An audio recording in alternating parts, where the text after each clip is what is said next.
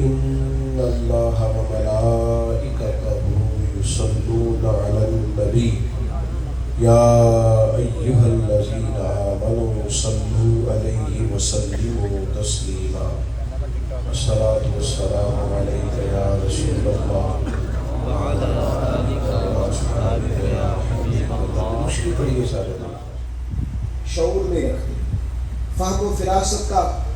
وہ عارف رومی کہتے ہیں کہ ایک شخص بادشاہ تھا، اس نے خواب دیکھا. خواب میں دیکھا کہ اس کے سارے دانت ٹوٹ گئے. اس نے ایک معبر کو بلایا، تعبیر کرانے والے کو. اس سے کہا اس کی تعبیر کیا ہے؟ تو کہنے لگا بادشاہ بڑے افسوس کی بات ہے، اس کی تعبیر یہ ہے. میں نے کہا تھا یہاں بیٹھنے والوں پر پابندی ہے، اللہ تعالیٰ آپ کو جزائے خیر دے. یہاں میری بات سنیے، اللہ تعالیٰ سلامتی عطا کرے.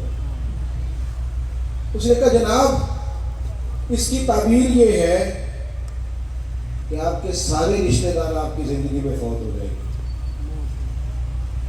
اور وہ بادشاہ اتنا ناراض ہوا، اس نے تعبیر کرنے والا بھی قتل کروا دیا. اس نے کہا وہ بھی کوئی زندگی ہے جس میں نہ بھائی ہو، نہ بہن ہو، نہ بچے ہو، نہ بیوی ہو، نہ ماں ہو، نہ باپ، مروا دیا. ایک اور آدمی تعبیر کرنے والا تھا پر وہ دانا بھی تھا. اس کو بلایا اور بلا کر بادشاہ نے کہا میں نے خواب دیکھا ہے، خواب میں میرے سارے دانت ٹوٹ گئے، تعبیر بتائے. تو کہنے لگا بادشاہ مبارک ہو، اس کی تعبیر یہ ہے کہ اللہ تعالیٰ خاندان میں سب سے لمبی عمر آپ کو عطا فرمائے. بادشاہ نے اسے انعام دیا. کہا تو جیتا رہا، کیا تم نے بات کی ہے؟ میری بات کو سمجھیے. تعبیر اس نے بھی وہی بتائی ہے جو پہلے والے نے بتائی، لیکن پہلے والے نے کہا تیرے سارے رشتے دار تیری زندگی میں فوت ہو جائیں گے. اس نے اسے بھی مروا دیا. بات اس نے بھی وہی کی ہے، لیکن بات گرچہ بے سلیقہ ہو کلیم، پر بات کرنے کو سلیقہ چاہیے. آپ بے سلیقہ بات بھی کریں پر سلیقے سے تو کریں. کوئی لہجہ ہی نہیں، حکمت ہی نہیں، کوئی دانائی نہیں. دوسرے نے کہا اللہ تعالیٰ آپ کو سب سے لمبی عمر عطا کرے گا. تو بات پھر بھی وہی ہے کہ باقی سارے چلے جائیں گے اور آپ موجود ہوں گے، لیکن اس میں دانائی ہے نا، حکمت ہے نا. فتح مکہ کا موقع تھا، عجیب حالات درپیش ہوئے. اسلام کا جھنڈا حضرت سعد ابن عبادہ رضی اللہ تعالیٰ عنہ کے پاس تھا. بڑے عظیم صحابی. بدر کے موقع پر جس آدمی نے اپنے جذبات سے ماحول گرما دیا وہ حضرت سعد بن عبادہ.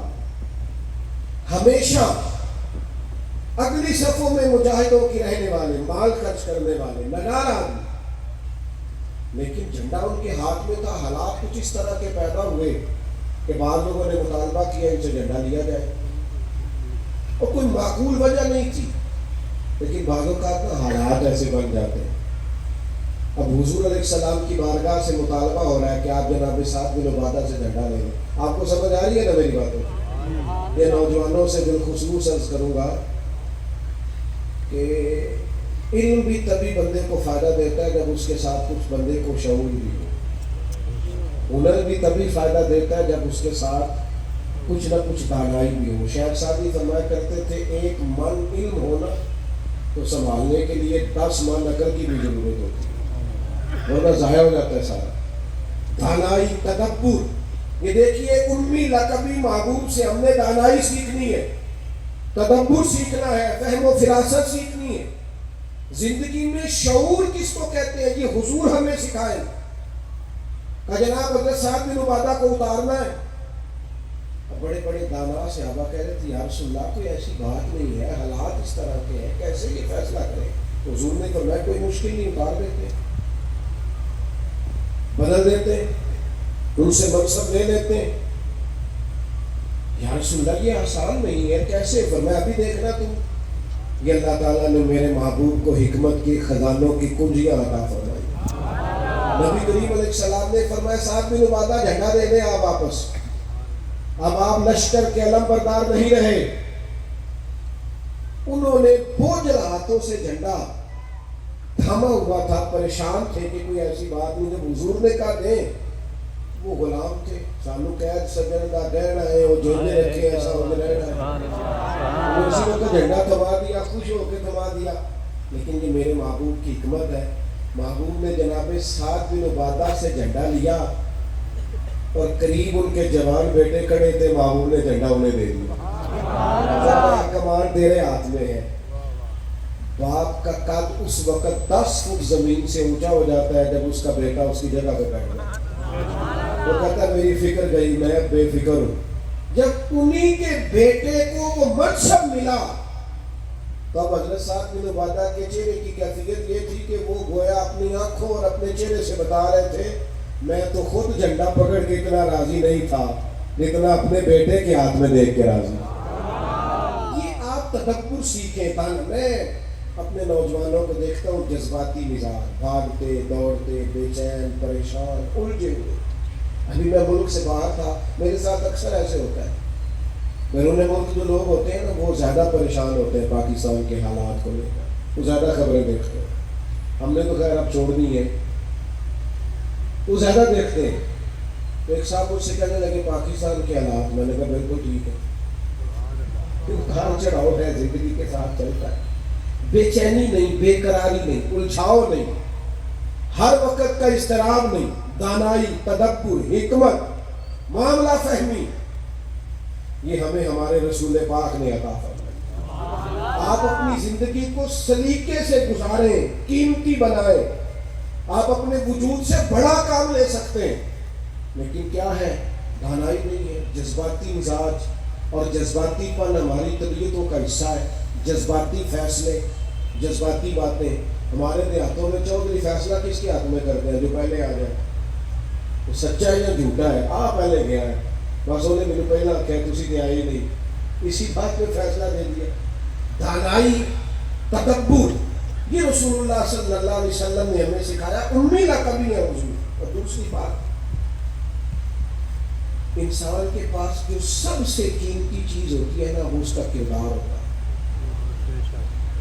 آپ نے زندگی میں نقوش کیا چھوڑے، آپ جہاں رکے جہاں بیٹھے، یہ ایسا تو نہیں زندگی میں کہ یہ 10 دوست پرانے، یہ 10 دوست آج کل کے ہیں اور ان کے درمیان بھی گیرتے جاری ہیں، پر کام ختم ہونے کے قریب ہے، اور پھر اس کے بعد اور کوئی 4 دوست ہم تلاش کریں گے۔ اچھے نقوش نہیں چھوڑتے، کتنی خوشیوں سے رشتے طے پاتے ہیں، لیکن وہ تھوڑا وقت نہیں گزرتا تو ساری سوچے، سارے نظریات گدلے اور میلے کچیلے ہونے لگ جاتے ہیں، وہ ساری محبتوں کو زنگ لگنے لگ جاتا ہے۔ عظمت کردار، بلندی، آپ کے افکار، آپ کا اچھا گمان، آپ کی سوچیں، آپ حیران ہوں گے اللہ تعالیٰ نے نبی پاک کا وجود ہی معجزہ بنایا ہے، لیکن جب حضور کے اپنوں نے دلیل مانگی نا، اپنوں کو مطمئن کرنا بڑا مشکل کام ہوتا ہے۔ قریبیوں نے دلیل مانگی، قریش مکہ نے کہ آپ نبی ہیں تو دلیل دیں۔ نبی پاک علیہ السلام نے اپنے اپنوں کو معجزہ نہیں دکھایا، بلکہ قرآن مجید فرماتا ہے کہ محبوب نے کہا فقط لبثت فیکم عمرا من قبلہ افلا تعقلون، میں کوئی باہر سے نہیں آیا، فقط لبثت فیکم عمرا من قبلہ، میں نے اپنی اس سے پہلے کی ساری عمر تمہارے درمیان گزاری ہے، 40 سال یہاں گزارے، اپنے ماں کی گود میں بھی، نانا کے کندھوں میں بھی، جناب خدیجہ کا دولہا بن کے بھی، بیٹیوں کا باپ بن کے بھی، میں نے سارا وقت تمہارے بیچ گزارا، افلا تعقلون، تمہیں عقل نہیں؟ وہ یا محبوب ان سے فرما رہے ہیں تو میری جیسا سچا ہے تو لا کے دکھاؤ، باہر سے نہیں آیا، تمہارے درمیان رہا۔ یار یہ مشکل کام ہوتا ہے، چاروں جانب ماحول خراب اور بندہ پھر ٹھیک رہے۔ اکثر لوگ تو اپنے بچے کی غلطی نہیں نکالتے، کہتے دوستوں نے خراب کر دیا، اماں کہتی ہے منڈا میں نے ٹھیک سی، دوستوں نے خراب کرتا ہے۔ میں نے کہا چلیں اچھی طرح سے سوچ لیں، ہو سکتا ہے دوست ٹھیک ہو، آپ کے بچے نے سارا ماحول گڑبڑ کر دیا۔ جان چھڑانا تو آسان ہے، لیکن سارے ماحول کے اندر کردار کی عظمت۔ جب نبی پاک علیہ السلام نے مختلف بادشاہوں کو خطوط لکھے نا اسلام قبول کر لو، تو کیسر روح کو بھی خط لکھا۔ کیسر سیانا آدمی تھا، سیانے لوگ جو ہوتے ہیں وہ زمینی حقائق دیکھتے ہیں، جذباتی فیصلے نہیں کرتے۔ وہ معاملہ فہم ہوتے ہیں.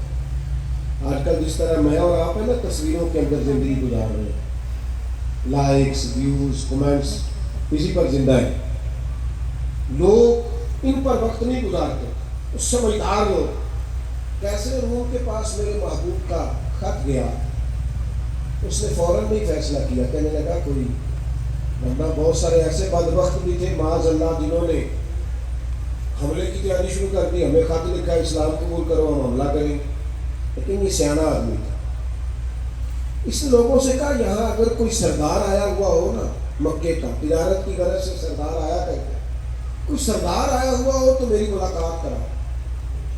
جناب ابو سفیان ابھی مسلمان نہیں ہوئے تھے اور ہر جنگ میں قریش مکہ کی لیڈ وہ کرتے تھے. وہ ان دنوں وہاں گئے ہوئے تھے, تجارت کی غرض سے بلا لیا, کیسر نے سامنے کھڑا کیا. بخاری شریف سے لے کر کتب سیرت میں تمام جگہ کتب احادیث میں آپ کو الفاظ کے اختلاف کے ساتھ لیکن مفہوم ایک ہی یہ روایت ملے گی. کیسر نے سوال کرنے شروع کیے جناب ابو سفیان سے. پہلے پوچھا آپ کون ہے, کہ میں سردار ہوں. وہ رشتہ کہنے لگے جس محبوب نے آپ کو خط لکھا ہے میں رشتے میں چرچا ہوتا ہوں. کہنے لگے بتائیے اس محبوب نے دعویٰ نبوت کیا ہے, ان کے خاندان میں ماضی قریب میں کسی اور نے بھی کیا ہے؟ کہا نہیں. کہا کوئی بادشاہ گزرا ہو ان کے خاندان میں قریب کا کوئی نہیں. کہا یہ بتائیے ان کے ماننے والے امیر ہیں کہ غریب؟ تو ابو سفیان کہنے لگا بڑے بڑے بندے. میں آپ مجھ سے ناراض نہ ہوئیے گا لیکن محفل میلاد میں بھی بڑے بندے ہیں. سیاسی سماجی لوگ بھی آتے ہیں کسی سے دھاری ٹوپی لے کے, ان کا خیال ہوتا ہے چلو میلاد کی محفل کی بھی قیادت جلدی سے ہم لے لیں, جلوس بھی جلدی سے قبضہ کر لیں, کل کوئی لوگوں کے پاس بھی جانا ہے الیکشن کے لیے. لیکن غریب لوگ, پر ہمارا حال یہ ہوتا ہے کہ جس کو 35 سال ہو گئے فجر کی اذان پڑھتے وہ بیچارہ میلاد کی محفل کی بھی صدارت نہیں کر سکتا. وہاں بھی جن کے ہاتھوں میں نوٹوں کی دتیاں اچھی ہوں ان کی سیٹیں اگلی ہوتی. یہ ذوق ٹھیک نہیں, یہ اس محفل کے وقار کے حق میں نہیں. یہ بات یہ بڑی بلند و بالا محفل ہے, اس کا معیار اور ہونا چاہیے. پوچھا سردار نے ابو سفیان بتائیے ماننے والے کون ہیں؟ کہ غریب. تو میں یہ بتاؤ تمہاری کبھی ان سے جنگ بھی ہوئی ہے؟ کہ ہوئی ہے. کہ نتیجہ کیا نکلا؟ کہ کبھی ہم فتح یاب ہوئے کبھی وہ. کہنے کا چاہیے بتائیں ان کے ماننے والے گھٹ رہے ہیں بڑھ رہے ہیں؟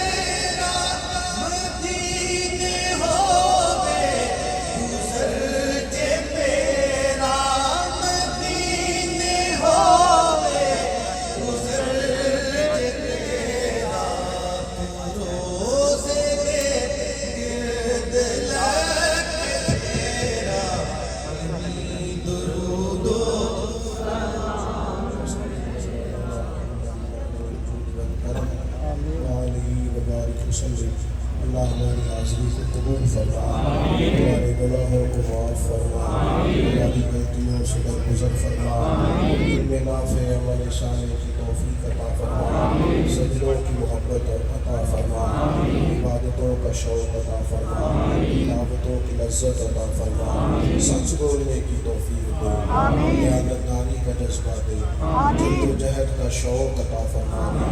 اللہ ہمیں وقار عطا فرما, خودداری عطا فرما, عزت نفس عطا فرما.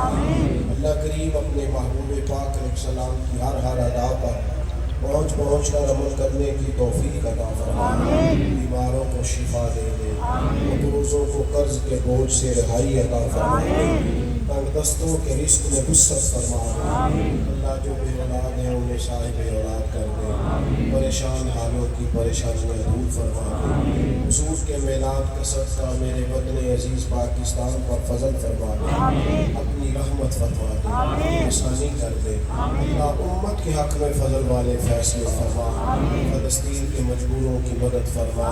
اللہ ہمارے حال پہ رحم فرما, ہم سے درگزر فرما. دنیا ہو یا آخرت ہو ہماری پردہ پوشی فرما. اس محفل میں شامل ہونے والے ہر شخص پر اپنا فضل فرما. رب اغفر وارحم وانت خیر الراحمین. المسلمين صلی اللہ تعالی علی حبیبہ سید